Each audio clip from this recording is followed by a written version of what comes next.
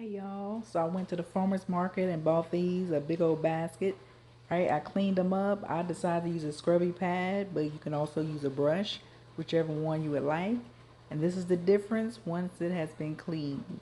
Alright, I actually scrub this with both hands. Once you're done, this is what the water looks like. This is why it's important to wash your fruits and vegetables. Alright, when they come out like this. Go ahead and cut off the ends. Alright, you can peel this either with a knife or a peeler. I figured this was easier. The skinnier sweet potatoes actually made it easier to peel this way. Alright, and you're going to make sure you see the difference. One still has some of that white on it. That all needs to come off. Alright, so they should all look like the one in my left. They should not look like this. Alright, with the white, they should look like this. This is how you want all of your sweet potatoes once you're done. And this is the difference. And here, I'm actually not speeding up the video. I got a little comfortable after the 10th sweet potato. Alright, but I'm just going to peel these. And you want to get the imperfections off as well. What I mean by that is I'll show you in a little bit. Some of them had like little black dots in it, or little holes or brown spots. You want to make sure that's off as well, because you do not want that getting canned in your canner. And you will be able to notice once you're done. I also want to add with these, the sweet potatoes, I also had some pumpkin, which I'll have a video on a little later. You don't actually have to soak these in absorbic acid like I did with the apples and the pear. All right. See here, I'm getting those. You want to get all that off. All right. There's deep rooted in there. All right. So you don't have to soak these. I actually had these out for about an hour. And they stayed exactly the same. All right. So you don't need to soak them in absorbic acid. All right. After I have peeled them, I went ahead and rinsed them once again. Here, you can cut them in any size that you want. This actually was a good enough size just to slice them just the way they are. All right, you can pick any size because they're going to swell up once you can them anyway. All right, so I have several different sizes here in my can. But the skinny ones later on, I actually left just one slice. I didn't cut those in half.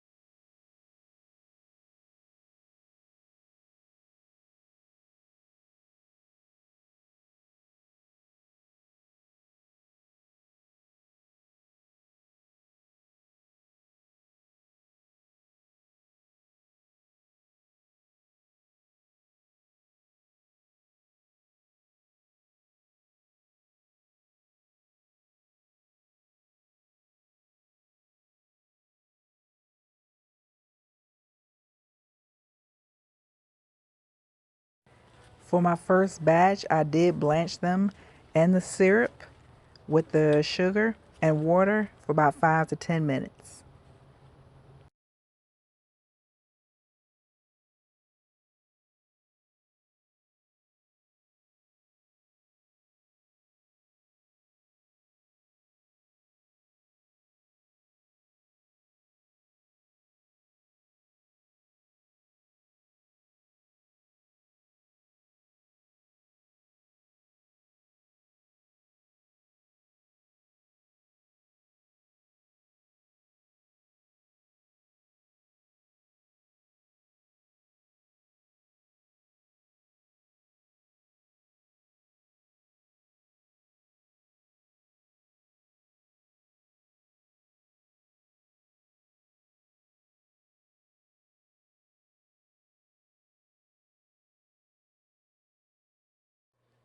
So here I am hot packing my sweet potato. I'm trying to wiggle them around to kind of give them the fit the best way I can. And they're still pretty rough to the touch and not mushy. All right, again, only 5 to 10 minutes. And this is my first batch. My second batch, which I'm not going to have shown here, I am cold packing, meaning I'm taking those cut sweet potatoes and I'm just throwing them into a jar and then into my canner.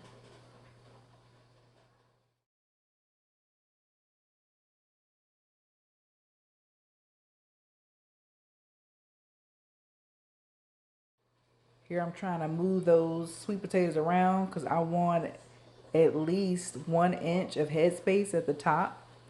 All right, once I get that 1 inch headspace, I'm going to start filling this up with my simple syrup. And again, I want at least 1 inch of headspace at the top of the rim of my jar, which is the bottom of that rim.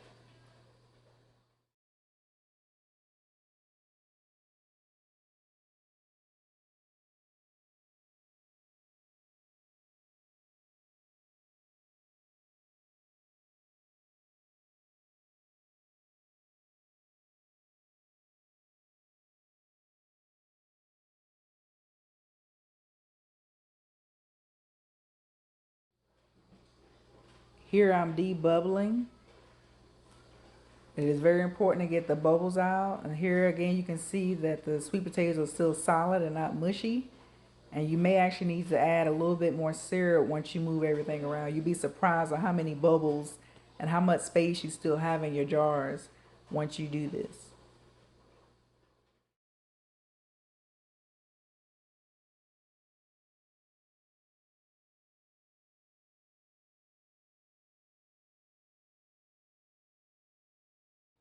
We want to make sure we wipe those rims really good. Again, you have sugar in here and some of that sweet potato that's naturally sweet. All right, with the sugar, so you want to wipe the rim so that when you put those flats on there and you're going to loosely, well, finger tighten up that rim.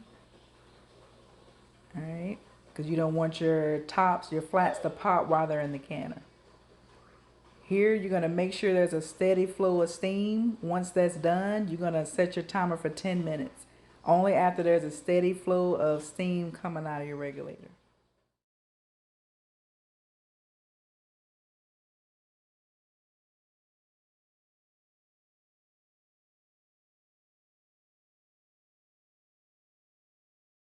Once the 10 minutes is up, I can drop that weight on there. And I'm going to be doing 11 pounds of pressure based off of my elevation and my location. And you can look that up in your area. Once that timer is done, I had these in for 90 minutes. And here's the final result. As you can see, that water, that hard water on the bottom of those jars, I actually forgot to put the white vinegar in my pot as it was pressure cooking or canning this time. And that is the result. So if you don't want that white film, add your vinegar. But you can easily wipe that off. Hope you all enjoyed.